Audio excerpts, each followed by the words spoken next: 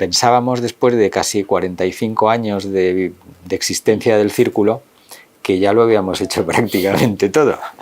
Y de pronto nos hemos encontrado con que en este mundo que nos ha tocado vivir, pues el empresario y la figura del empresario se utiliza como medio para identificar un falso enemigo y atacarlo como si fuera el culpable de todos los males que suceden. Nada más lejos de la realidad, porque realmente el empresario es el generador de la riqueza y del empleo que luego, pues, en la alternancia política, unos partidos u otros, pues distribuyan para generar más igualdad en la sociedad.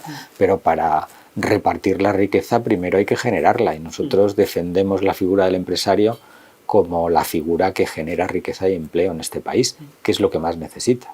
Yo creo que el Estado, y en particular este gobierno, está metido en una espiral recaudatoria cuyas consecuencias no es capaz de estimar, y van a perjudicar seriamente con esta política a la sociedad española. España tiene ya una de las cotizaciones a la seguridad social más altas de la Unión Europea. Subirlas para paliar un problema a corto plazo sin hacer una reforma estructural del sistema de pensiones es un error.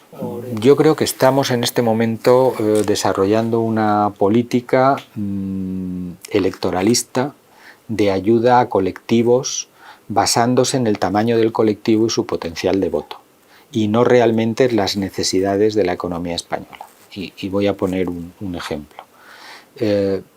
Es más útil concentrar las ayudas del Estado en aquellos sectores más afectados, en situación de exclusión o con problemas realmente para hacer frente a sus necesidades, que no repartir las ayudas indiscriminadamente entre todos los ciudadanos para bajar su coste. Porque de hecho de esa forma no se contrae el consumo, que es uno de los elementos esenciales para controlar la inflación de segunda ronda. Habría que concentrar los recursos en aquellos grupos más desfavorecidos y no repartir el dinero entre todos los ciudadanos sin discriminar de ninguna forma quién lo necesita y quién no. La subida indiscriminada de salarios que no venga acompañada de un incremento de la productividad causa un perjuicio a la economía y como consecuencia afectará el nivel de empleo. En ocasiones la subida de salarios trae consigo una situación velada por la cual se crea menos empleo o se pierde empleo, dependiendo del crecimiento de la economía.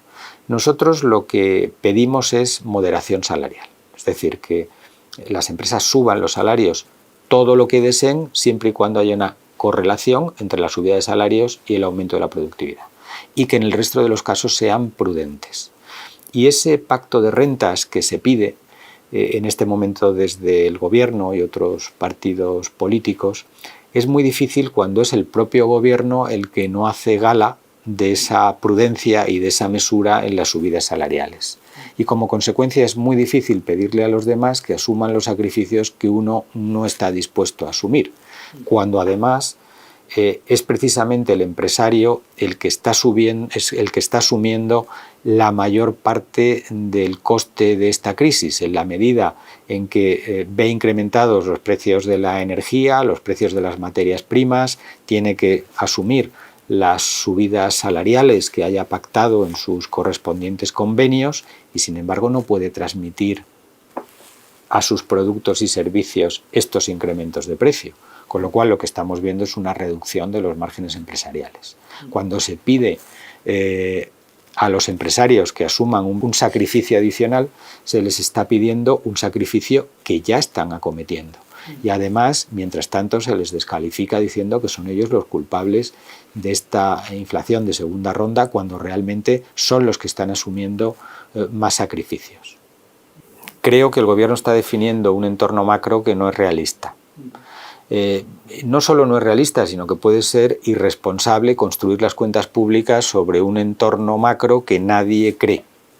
Está contemplando un crecimiento del 2,1 cuando el consenso hoy, y no hemos empezado el año, se sitúa entre el 1,2 y el 1,5.